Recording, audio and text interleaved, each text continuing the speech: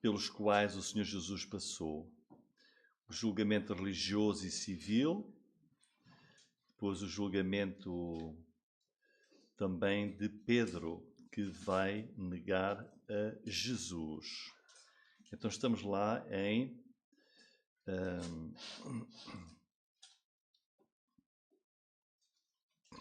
Mateus, capítulo 26, página 1066. Então vamos ler a partir do versículo 57, que diz, Mateus 26, 57, e os que prenderam a Jesus o conduziram à casa do sumo sacerdote Caifás, onde os escribas e os anciãos estavam reunidos. E Pedro seguiu de longe até ao pátio do sumo sacerdote e, entrando, assentou-se entre os criados para ver o fim. Já vamos continuar a leitura. Irmãos, aquilo que nós vamos ver hoje, numa altura em que nós celebramos o nascimento de Jesus, leva-nos a pensar, Jesus nasceu para isto mesmo. Jesus veio ao mundo precisamente para este final que nós vemos aqui no Evangelho de Mateus.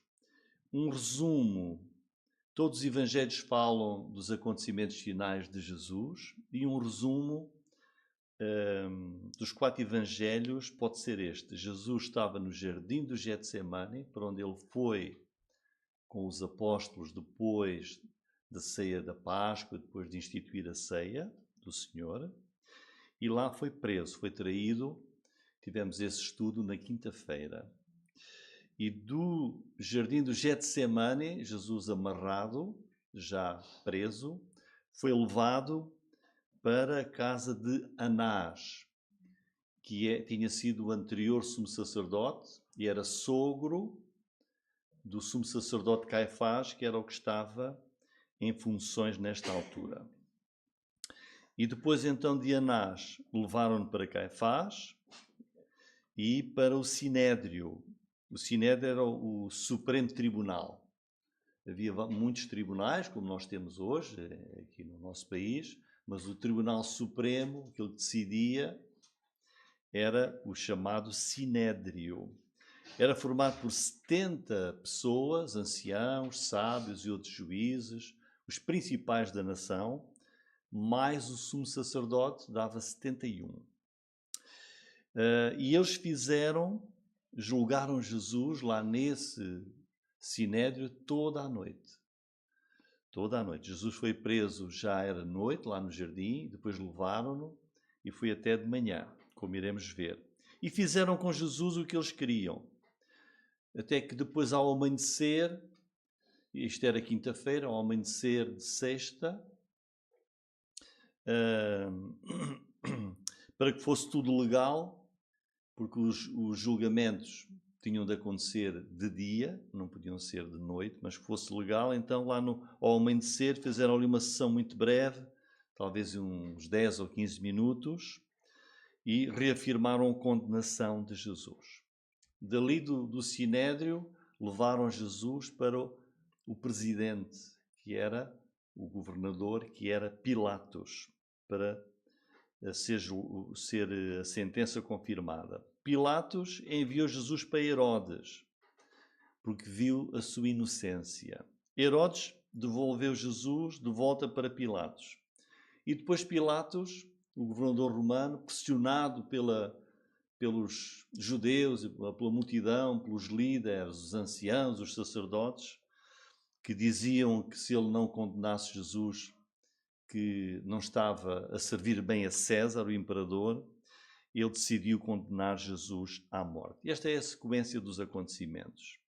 E toda esta série de julgamentos levou à execução na cruz de Jesus. O primeiro julgamento está aí, versículos 57 até 68, que foi o julgamento ilegal, o julgamento injusto de Jesus perante as autoridades religiosas, o Sinédrio. Veja o versículo 57 que lemos: tudo era ilegal, tudo era injusto, o horário, Jesus ir ser julgado de noite era ilegal, o local, logo quando o levaram, a casa de Anás, o anterior sumo sacerdote, depois para Caifás, era também ilegal, não podia ser assim, ou seja, não deram a Jesus um julgamento público. Reuniram-se fechados e fizeram um julgamento particular. Depois, a partir do versículo 59, vemos que eles, de facto, só queriam mesmo matar Jesus. Não estavam ali a tentar provar alguma inocência. Não, eles queriam encontrar algo para condenar Jesus à morte. E vejam o texto diz: ora, os principais sacerdotes, versículo 59, e os anciãos e todo o conselho, vejam, o que é que eles procuravam? O que é que um tribunal deve procurar? Justiça. Um tribunal deve procurar a verdade. Mas diz, buscavam falso testemunho contra Jesus. O julgamento do Nosso Senhor foi totalmente injusto. Para poderem dar-lhe a morte. Este era o propósito. E não o achavam. Ou seja, batalharam, foi a noite toda. Batalharam, não encontravam nada de que pudessem acusar Jesus de um crime, de uma desobediência. Olha, ele fez isto mal, desobedeceu esta lei. Nada. Não podiam achar. Apesar de apresentarem muitas testemunhas falsas toda a noite. Não achavam. Por fim, 5:60, chegaram 2 testemunhas falsas. E disseram, este disse, eu posso derrubar o templo de Deus e reedificá-lo em 3 dias. Portanto, eles só queriam mesmo matar Jesus por ódio, não era descobrir a verdade. E a única maneira de matar o inocente é como? É arranjar mentiras. Para se arranjar uma culpa a uma pessoa inocente, só com falsidade, com mentiras, era o que eles estavam a procurar fazer. E vemos aqui várias vezes, não achavam nenhum testemunho válido. Até que vieram aquelas 2 falsas testemunhas que deturparam palavras que Jesus tinha dito. Jesus tinha dito, destruam este templo e em 3 dias o reedificarei. Estava-se a referir a ele, à sua vida, ao seu corpo, que iria ser morto e em 3 dias ia ressuscitar. E então disseram, olha, ele disse que o templo seria derrubado em 3 dias, derrubado, e ele em 3 dias construía este templo todo de novo outra vez. Ou seja, deturpando as palavras de Jesus. Mas não encontrando nada, recorre então à mentira. Versículo 62. Levantando-se o sumo sacerdote, disse-lhe, não respondes coisa alguma ao que estes depõem contra ti? Jesus, porém, guardava silêncio. E respondendo o sumo sacerdote, disse-lhe, conjuro-te pelo Deus vivo que nos digas se tu és o Cristo, o Filho de Deus. Disse Jesus, tu o disseste. Digo-vos, porém, que vereis em breve o Filho do Homem assentado à direita do poder e vindo sobre as nuvens do céu. Jesus ficava em silêncio perante tantas acusações, até que o sumo sacerdote Caifás faz aquela pergunta decisiva. Diz-nos se tu és o Cristo, se tu és o Messias, o Filho de Deus. E perante esta pergunta, até aqui Jesus não respondeu a nenhuma acusação. O que é que Jesus vai dizer? E Jesus, sem receio, não se envergonha, e dá a resposta. Aí no versículo 64, tu disseste. Ou seja, acabaste de dizer que eu realmente sou o Filho de Deus, eu sou o Cristo, eu sou o Messias. O que é que nós estamos a ver aqui, irmãos? Nós estamos a ver neste julgamento de Jesus a convergência de 2 coisas. Por um lado, a conspiração das trevas, do inferno, satânica, de procurar encontrar motivos falsos para condenar Jesus à morte. Mas, por outro lado, vemos, ao mesmo tempo, o plano de Deus, porque Jesus veio ao mundo para ser o nosso Salvador. O plano de Deus também desenrolar-se. Mas estas atitudes falsas, mentirosas dos judeus, não diminuem, estas atitudes não diminuem a sua maldade de irem executar na terra o plano de Deus. Ou seja, por um lado é o plano de Deus, por outro lado a maldade dos homens. Mas a sua maldade não é desculpada por estarem, no fundo, a cumprir o plano de Deus. Eles quiseram ser assim. Os judeus, as autoridades, os líderes, na sua maldade, no seu ódio ao Senhor, na sua rejeição ao Filho de Deus, escolheram tornar-se opositores de Deus, companheiros do inferno, por sua própria vontade. E por isso, como a palavra de Deus depois diz, não há desculpa para eles. Eles, na sua maldade, cumpriram o plano de Deus, fazendo isto a Jesus. E é importante, irmãos, que na resposta de Jesus ao sumo sacerdote, que lhe pergunta se ele é o Cristo, o Filho de Deus, Jesus não apenas diz que sim, mas Jesus vai mais além. No versículo 64 diz, tu disseste, estás a dizer, é verdade, eu sou. Noutros evangelhos Jesus diz, eu sou. Digo-vos, porém, olha o que Jesus adianta mais, vereis em breve o Filho do Homem assentado à direita do poder e vindo sobre as nuvens do céu. E aqui Jesus está a cumprir as profecias bíblicas sobre a vinda do Messias ao mundo. Jesus está a dizer que é aquele de quem Deus fala através do rei Davi no Salmo número 110, em que ele é chamado o Senhor de Davi, em que ele vai ser exaltado sobre os seus inimigos.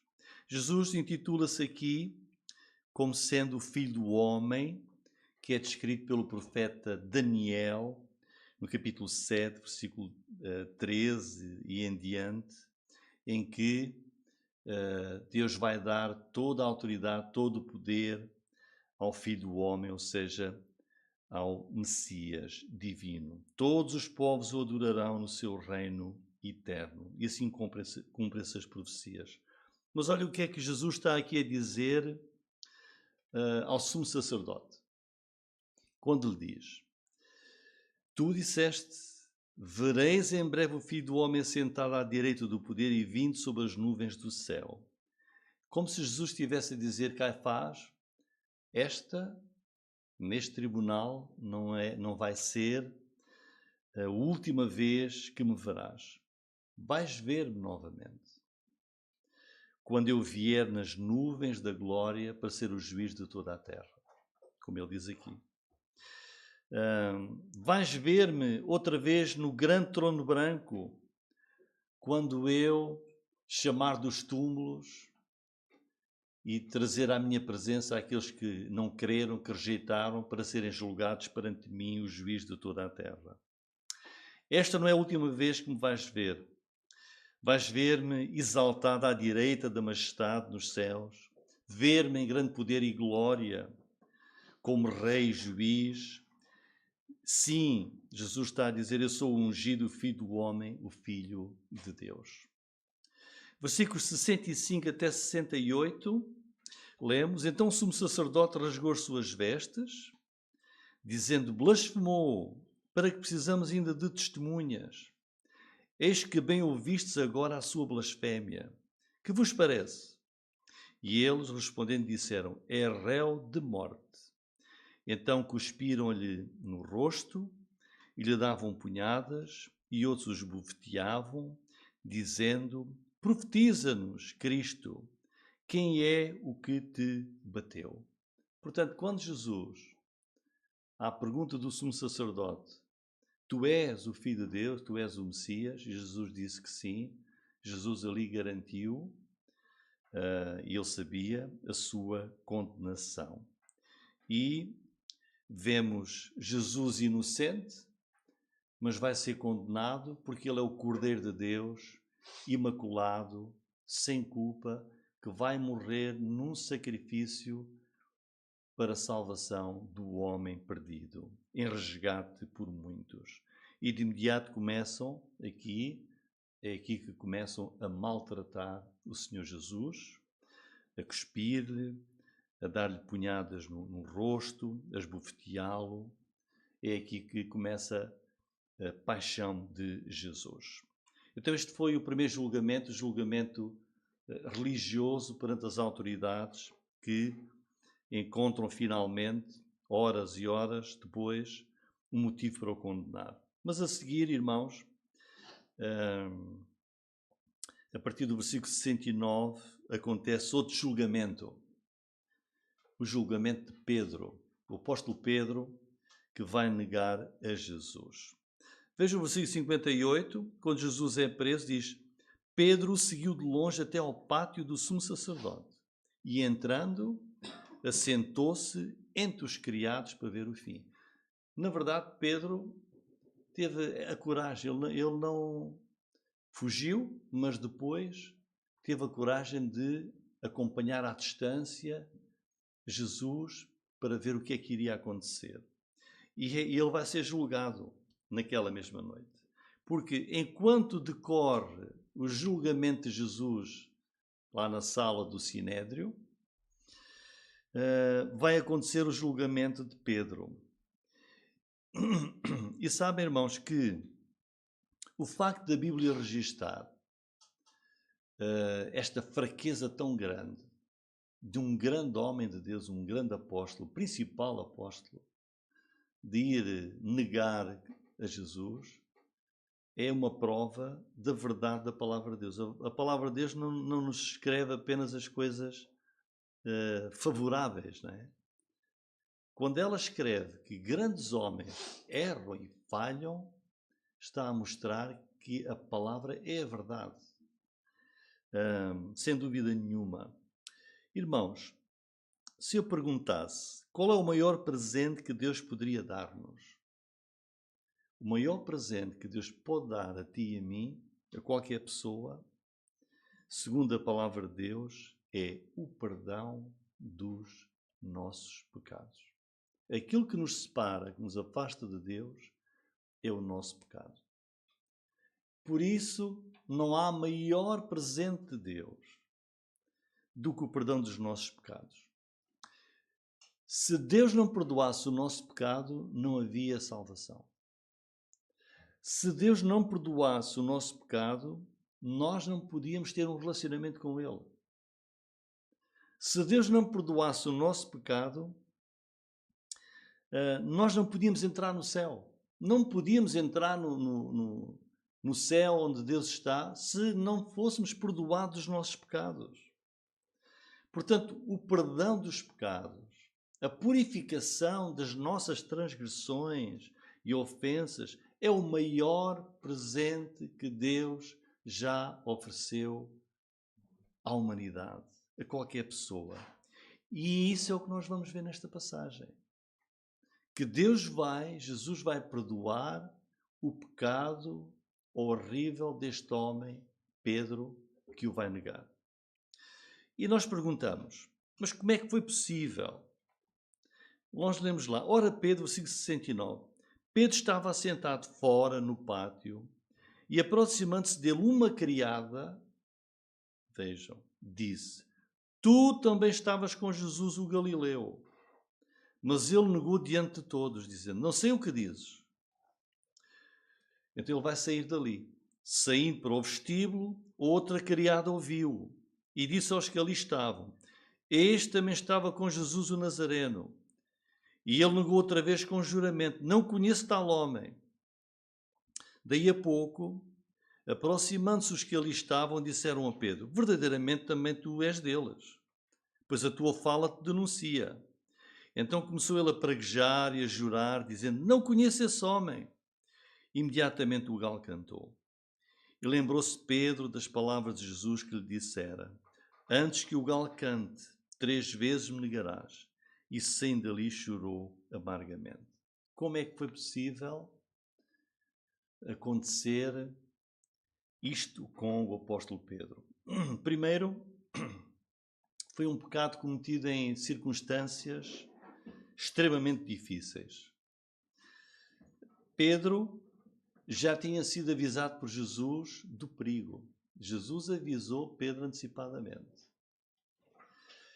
Depois, várias coisas levaram a este grave fracasso espiritual. O primeiro passo foi a autoconfiança, a arrogância e a vanglória. Porque quando Jesus avisou Pedro, dizendo: esta noite todos vocês vão se escandalizar, e Pedro disse: Senhor, eu não.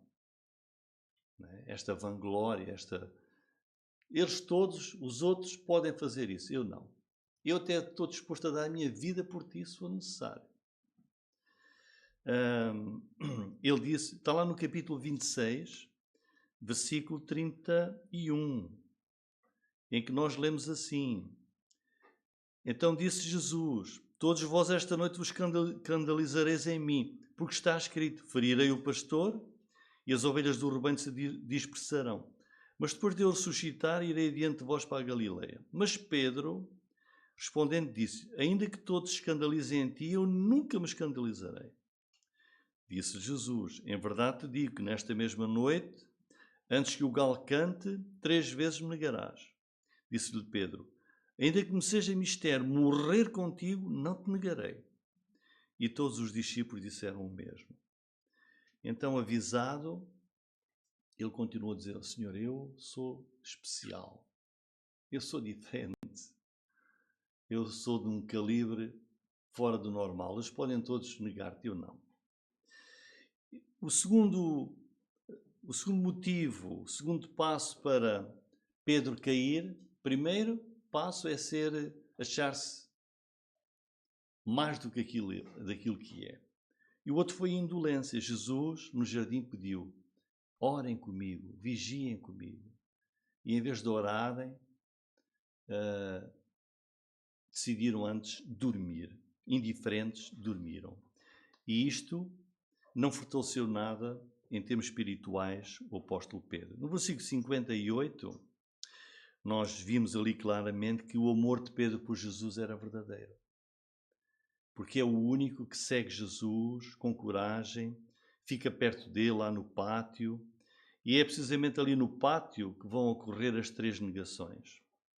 Pedro senta-se à fogueira, à volta dele estão criados, estão soldados, havia servos, pessoas importantes que circulavam enquanto corria o julgamento de Jesus. E depois a primeira acusação está no versículo 69, e a primeira negação, que é: uma criada disse: tu também estavas com Jesus. E o Pedro, que tinha, não muito tempo antes, dito: eu nunca te vou negar. Vemos aqui, logo que é confrontado, vemos que nega a Jesus. Irmãos, nós muitas vezes preparamos para coisas grandes, não é? Mas para estas coisas pequeninas não nos preparamos. Uma mulher, uma criada, Pedro até pode ter pensado: olha, pode vir um exército. E ele até pegou da espada lá no jardim, não é? E até enfrentou com coragem. Ele pensou: eu não tenho medo, pode vir um exército, eu vou defender-te, vou guardar-te. E é assim, irmãos, nós pensamos só em coisas grandes e as coisas pequeninas, não é?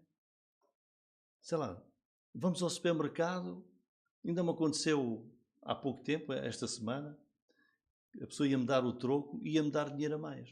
Não era muito, umas moedas. E disse: olha, está a fazer mal a conta. Mas não é? Mas às vezes, vamos aproveitar e fico com mais umas moedas. Não é? A pessoa é naquela hora. Foi o que aconteceu aqui, irmãos. Ele nunca pensou uma criada, uma mulher, que ia confrontá-lo.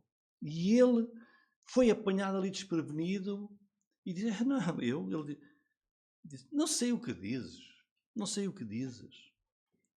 Irmãos, afinal, Pedro sozinho era fraco. É assim, irmãos. Todos juntos somos fortes, não é? Temos mais coragem. Mas sozinhos, às vezes é aí que nós falhamos. E Marcos diz que quando Pedro aqui negou a primeira vez, o galo cantou a primeira vez. Versículos 71 e 72 vem a segunda negação, outra criada. É que se Pedro tivesse sido confrontado com homens, não é? Soldados, homens, não, mas vejam, ele está a perder com mulheres, não é? Ele nunca pensou que isso iria acontecer. E então vejam aí, versículo 71. Outra criada ouviu e disse, olha, irmãos, já imaginaram? Este aqui também lá estava. É forte, não é? Ele foi acusado ali diretamente pela criada. Este também estava com Jesus o Nazareno. E disse aos que ali estavam, quer dizer, não estão sozinhos. E é isso que foi fatal para Pedro, é que ele é acusado e estão pessoas a ouvir. Disse aos que ali estavam. E agora, da segunda vez, é pior. Ele nega e jura. Versículo 72, não é? E ele negou outra vez com juramento. Pensei, eu vou jurar que quando se jura, a palavra é mais forte, não é? Juro por tudo. Ele jura. Ele começa a ver que fica encurralado, a vida dele está ali em risco e é assim, irmãos, nenhum de nós está imune e pode cair. Versículos 73 e 74. Passou algum tempo mais, temos de dizer que Pedro foi corajoso, ele podia pensar assim, eu vou mas já embora daqui que isto está a ficar mal. Mas ele ficou. Era corajoso, irmãos. Temos de ver isso. Ele ficou, não abandonou Jesus. Jesus está a ser duramente julgado lá na sala e ele fica. Mas é aqui que ele chega ao fundo do poço. Lá no versículo 73. Daí a pouco, aproximando-se os que ali estavam, agora já são mais, disseram a Pedro, verdadeiramente também tu és deles, pois a tua fala te denuncia. És alentejano. És alentejano. Olha, és Galileu. Tinham o sotaque, não é? Tinham o sotaque. Este é Galileu, lá de onde Jesus veio. E ele diz, versículo 74, não conheço esse homem. E imediatamente o galo cantou. Inacreditável. Agora aqui ele, vejam, ele lança blasfémias, pragueja, jura, começa ali, diz aqui, começou a praguejar, quer dizer que aquilo foi uma enxurrada de negações. E o galo cantou pela segunda vez e cumpriu-se o que Jesus tinha dito. É infalível. Jesus tinha dito. E Lucas 22, 61 revela-nos que nesta altura da sala da audiência, virando-se o Senhor olhou para Pedro e Pedro lembrou-se da palavra do Senhor. Impressionante. Da sala da audiência, Jesus olha e vê os olhos de Pedro e Pedro tinha negado já 3 vezes. Irmãos, versículo 75 mostra-nos o verdadeiro Pedro. O verdadeiro Pedro não é visto nas negações. Lembrou-se Pedro das palavras de Jesus que lhe dissera, antes que o galo cante 3 vezes me negarás, saindo dali chorou amargamente. Irmãos, Pedro saiu, chorou, mas ele vai ser restaurado.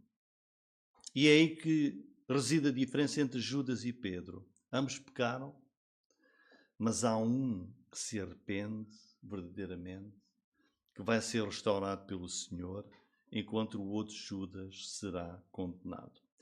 Sabem qual é a diferença entre Pedro e Judas? Jesus disse isso em Lucas 22:31. Nós lemos assim: Jesus disse: Simão, Simão, eis que Satanás vos pediu para vos cirandar como trigo, mas eu roguei por ti para que a tua fé não desfaleça. A tua fé. Pedro era um homem de fé. Fraquejou. Nós somos homens e mulheres de fé, irmãos. Mas temos de ser cautelosos, não podemos ser arrogantes. Eu não, eu vou ser, nunca vou cair. Não podemos descair e sermos indolentes. Ora, persistem a orar. Não, eu vou dormir, como fizeram eles no jardim. Pedro sai dali e chora amargamente, mas é um choro de arrependimento verdadeiro. E ele vai ser restaurado por Jesus, porque Deus levanta todos aqueles seus filhos que, embora pequem, se arrependem, se voltam para Ele. Depois, irmãos, o resto do capítulo 27, temos o julgamento civil e político de Jesus perante Pilatos, em que nós lemos lá no versículo 1 e 2, chegando amanhã, todos os principais sacerdotes e os anciãos do povo formavam juntamente conselho contra Jesus para o matarem. Isto é ainda no Sinédrio dos judeus. E amarrando, o levaram e entregaram ao presidente Pôncio Pilatos. Versículo 11. E Jesus estava em pé diante do presidente e o presidente o interrogou dizendo: És tu o rei dos judeus? Disse Jesus: Tu o dizes. Sendo acusado pelos principais sacerdotes, pelos anciãos, nada respondeu. Jesus em silêncio. Disse então Pilatos: Não ouves quanto testificam contra ti? E nenhuma palavra lhe respondeu, de sorte que o presidente estava muito maravilhado. Ora, por ocasião da festa, costumava o presidente soltar um preso, escolhendo o povo aquele que quisesse. Tinham então um preso bem conhecido chamado Barrabás. Portanto, estando eles reunidos, disse-lhe Pilatos: Qual quereis que vos solte, Barrabás ou Jesus chamado Cristo? Porque sabia que por inveja o haviam entregado. E estando ele assentado no tribunal, sua mulher mandou-lhe dizer: Não entres na questão desse justo, porque num sonho muito sofri por causa dele. Mas os principais sacerdotes e os anciãos persuadiram a multidão que pedisse Barrabás e matasse Jesus. E respondendo o presidente, disse-lhes: Qual desses dois quereis vós que eu solte? E eles disseram: Barrabás.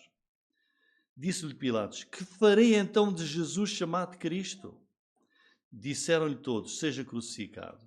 Irmãos, vejam aqui que Israel estava debaixo do domínio dos romanos e os judeus não podiam executar ninguém, tinham que pedir ao imperador ou ao governador que o fizesse. E por isso levam Jesus, já com sentença de condenado, a Pilatos. Pilatos começa aqui a fazer umas perguntas a Jesus, mas faz a pergunta mais importante, que é a que está aí no versículo 22. E é esta pergunta que todos têm de responder. Qual é a pergunta? Que farei então de Jesus chamado Cristo? Esta é a pergunta que todas as pessoas têm de responder. O que é que eu vou fazer com Jesus? Vou rejeitá-lo ou vou aceitá-lo?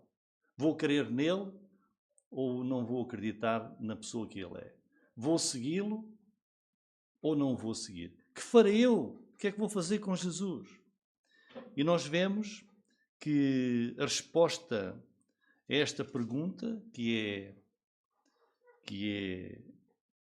determina o destino de cada pessoa, Pilatos decidiu mal. Nós vemos aqui claramente a inocência de Jesus, vemos aqui claramente cada um deles a demonstrar a inocência de Jesus, que é totalmente injusto condená-lo. E vejam que Jesus foi julgado até de manhã. Versículo 1 do capítulo 27. Chegando amanhã, vejam, preso à noite, a noite toda até de manhã, a ser julgado. Portanto, um julgamento ilegal devia ter sido público, não podia ser de noite. Nenhum crime acharam em Jesus, só o queriam matar. E lançam-lhe a acusação por outro evangelho. Nós lemos que dizem que ele não é a favor dos impostos, ele é contra César, ele é rei, o único rei que nós temos é César, não é ele. E por isso Pilatos pergunta-lhe no versículo 11, és tu o rei dos judeus? E Jesus confirma, tu o dizes, responde o Senhor Jesus. Mas depois, perante o governador romano, os líderes religiosos começam a acusar Jesus de muitas coisas. Pilatos desafia Jesus. Então tu não te defendes, não dizes nada. Jesus, a cumprir as profecias bíblicas, mantém-se em silêncio porque ele é inocente. E cumpre-se aqui a profecia de Isaías 53:7. Porquê é que Jesus está em silêncio? Porquê é que ele ficou em silêncio no Sinédrio e agora perante Pilatos, que pode determinar soltá-lo ou não? Nós lemos de Isaías 53:7, diz, ele foi oprimido, mas não abriu a sua boca.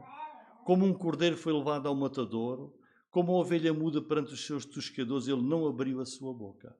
Portanto, Jesus está a cumprir humildemente a palavra de Deus. Uma profecia com 700 anos. E depois em 1 Pedro 2:23, o próprio Pedro escreve, o qual, quando injuriavam, não injuriava. Quando padecia, não ameaçava, mas entregava-se àquele que julga retamente. Nós vemos aqui, irmãos, claramente, Pilatos não vê qualquer culpa em Jesus. Pilatos, no versículo 18, compreende, diz, por inveja, sabia que por inveja o haviam entregado, e por isso o mundo inteiro, irmãos, pode saber, e a palavra de Deus confirma isso, que Jesus não pode ser acusado de qualquer erro, de qualquer pecado, qualquer transgressão. Ele morre em sacrifício, onde vai substituir o pecador, perdido e condenado.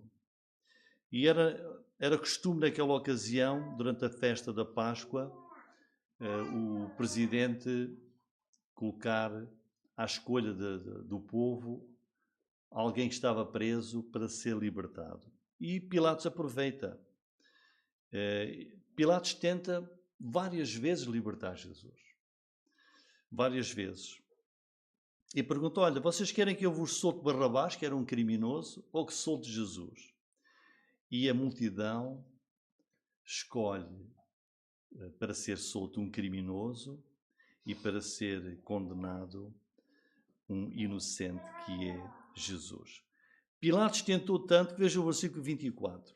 Diz, então Pilatos, vendo que nada aproveitava. Ele tentou, mas o que é que... sabia que era por inveja. Ali no versículo 22, ele diz, no versículo 23, o presidente, porém, disse, mas que mal fez ele? Estão a ver? Pilatos diz, mas que mal é que ele fez? Confessa que ele é justo. Claramente, no versículo 24, estou inocente do sangue deste justo. Portanto, irmãos, os próprios adversários de Jesus, aqui, confirmam a inocência de Jesus. Que mal é que ele fez? Eu estou livre do sangue deste justo, deste inocente. Mas a multidão, os judeus,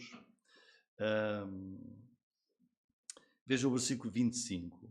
Respondendo todo o povo disse, o seu sangue caia sobre nós e sobre nossos filhos. Assumimos a culpa da condenação dele, nós e nossos filhos e nossos... Aqui Israel está a assumir a culpa de ter condenado Jesus. E, portanto, Jesus, santo, inocente, perfeito, vai morrer, porque vai morrer em sacrifício para a nossa salvação. E vou terminar lendo 2 versículos que nos mostram isso mesmo.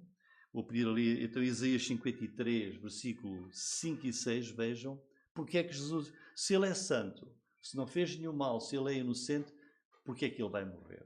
Diz, ele foi ferido Quando olhamos para a cruz, temos que entender isto. É isto que estava a acontecer. Ele foi ferido por causa das nossas transgressões. Moído por causa das nossas iniquidades.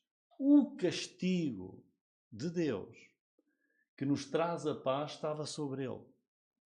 Pelas suas pisaduras, ou seja, pela sua cruz, fomos sarados, fomos salvos. Todos nós andávamos desgarrados como ovelhas. Cada um se desviava pelo seu caminho, mas Deus fez cair, lançou sobre Jesus a iniquidade de nós todos. E depois Atos 2:23, interessante, olhem, a este... Então porquê é que Jesus morreu? Primeiro, ali, para ser o nosso Salvador, pagando a nossa culpa, que vos foi entregue pelo determinado conselho e presciência de Deus. Prendestes, crucificastes e matastes pelas mãos de injustos. Ou seja, foi o plano que Deus determinou que o seu Filho viesse ao mundo para ser o nosso Salvador. E por isso a palavra de Deus só pode dizer aqui, não encontravam nada de que pudessem acusar, tiveram que arranjar falsas testemunhas, Pilatos a dizer, viu, mas estão a incriminá-lo por inveja, estou inocente do sangue deste justo, que mal é que ele fez? E perante a insistência da maldade e do ódio das pessoas, então ele mandou Jesus ser crucificado. E com isto, por um lado a maldade dos homens, por outro o plano de Deus para a nossa salvação, cumprir-se na pessoa de Jesus. Irmãos, vou terminar